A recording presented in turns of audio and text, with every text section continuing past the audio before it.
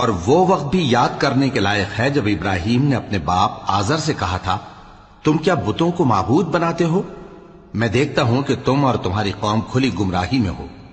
اور ہم اس طرح ابراہیم کو آسمانوں اور زمین کے عجائبات دکھانے لگے تاکہ وہ خوب یقین کرنے والوں میں ہو جائیں۔ یعنی جب رات نے ان کو پردہ تاریکی سے ڈھانپ لیا تو آسمان میں ایک ستارہ نظر پڑا، کہنے لگے یہ میرا پروردگار ہے۔ جب وہ غائب ہو گیا تو کہنے لگے کہ مجھے غائب ہو جانے والے تو پسند نہیں۔ پھر جب چاند کو دیکھا کہ چمک رہا ہے تو کہنے لگے یہ میرا پروردگار ہے۔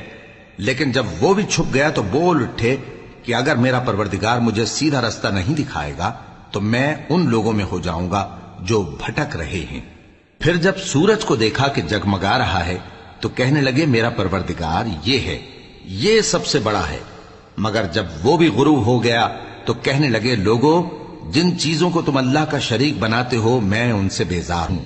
میں نے سب سے یکسو ہو کر اپنے آپ کو اسی ذات کی طرف متوجہ کیا جس نے آسمانوں اور زمین کو پیدا کیا ہے، اور میں مشرکوں میں سے نہیں ہوں۔